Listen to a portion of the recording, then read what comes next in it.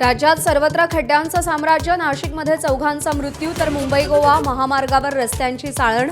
बीड जालना परभणीमध्येही खड्ड्यांनी जीव हैराण।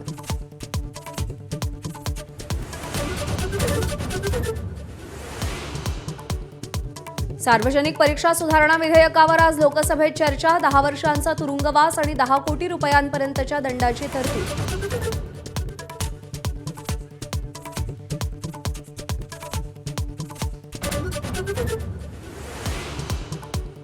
MHST CET परीक्षेच्या पारदर्शकतेवर विद्यार्थी आणि पालकांचे सवाल। 12वीमध्ये 40 ते 45% मिळालेल्या 200हून अधिक मुलांना 97 ते 100% पैशांच्या व्यवहारांबाबतची ऑडिओ क्लिपही व्हायरल। CET आयुक्तांकडून तक्रार दाखल।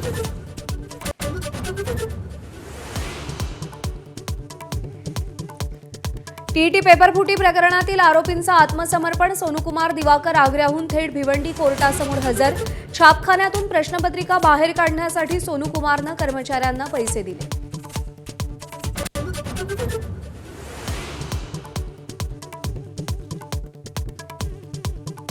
उपमुख्यमंत्री शिंदे मंत्र्यांच्या 1.5 वर्षातील कामगिरीचा आढावा घेणार। मंत्रिमंडळ बैठकीनंतर शिंदेंची शिवसेना नेत्यांसह बैठक।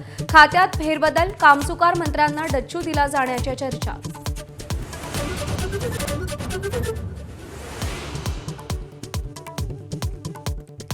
ठाण्यामध्ये पुन्हा भाजप आणि शिवसेनेत वाद पेटण्याची चिन्ह। काल शिंदेंच्या हस्ते ठाण्यात विविध प्रकल्पांचं उद्घाटन।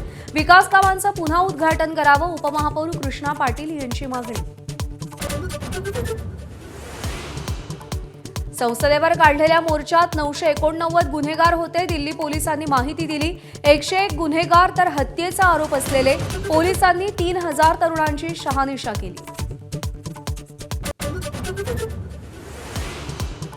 10 आणि 20 रुपयांच्या प्लास्टिक नोटा आणणार। केंद्रीय मंत्र्यांची संसदेत माहिती। 200 कोटी नोटा बाजारात आणणार। कोल्हापूरच्या माधुरी हत्तीणीला नांदणी मठात परत पाठवण्यास टाळाटाळ होत असल्याचा राजू शेट्टींचा आरोप। आज लाक्षणिक उपोषणाची हाक।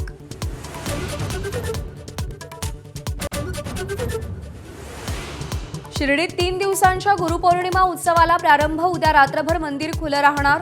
काकड आरतीनंतर साईबाबांचा फोटो आणि विण्याची मंदिरातून सवाद्य मिरवणूक निघाली।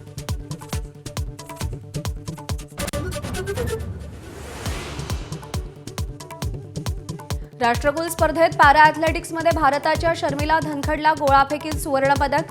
वेटलिफ्टिंगमध्ये वल्लुरी अजय बाबूनं रौप्य तर मराठमोळ्या सर्वेश कुशारेला उंच उडीत रौप्य पदक। 9 पदकांसह भारत गुणतालिकेत 8व्या स्थानी।